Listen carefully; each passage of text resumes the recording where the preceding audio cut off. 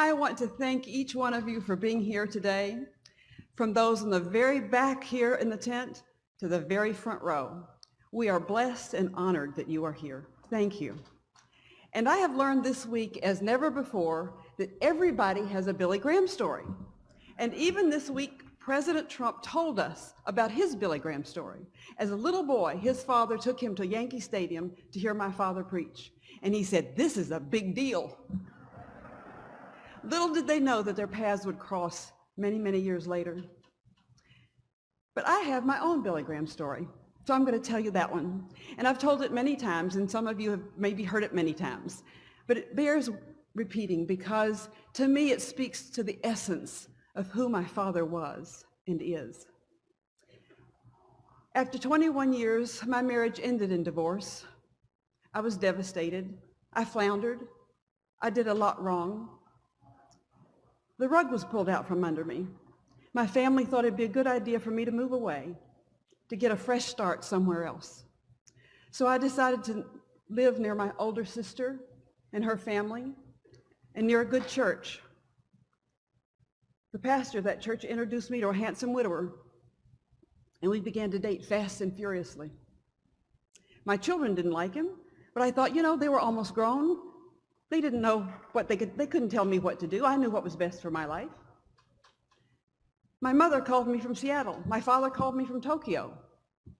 They said, "Honey, why don't you slow down? Let us wait to get to know this man." They had never been a single parent. They had never been divorced. What did they know? So being stubborn, willful, and sinful, and within 24 hours, I knew I'd made a terrible mistake. I fled. What was I going to do? I wanted to go talk to my mother and my father. It was a 2-day drive. Questions swirled in my mind. What was I going to say to Daddy?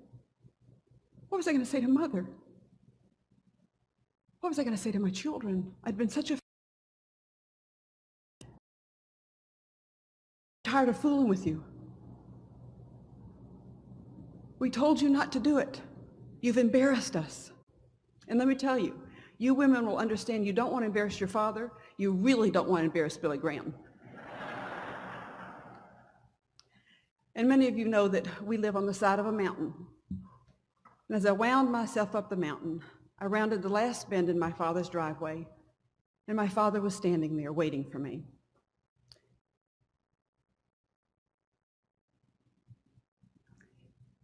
As I got out of the car, he wrapped his arms around me and he said, "Welcome home." There was no shame, there was no blame, there was no condemnation, just unconditional love.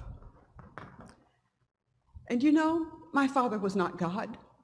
But he showed me what God was like that day. When we come to God with our sin, our brokenness, our failure, our pain, and our hurt, God says, "Welcome home." And that invitation is open for you. Thank you, and God bless you.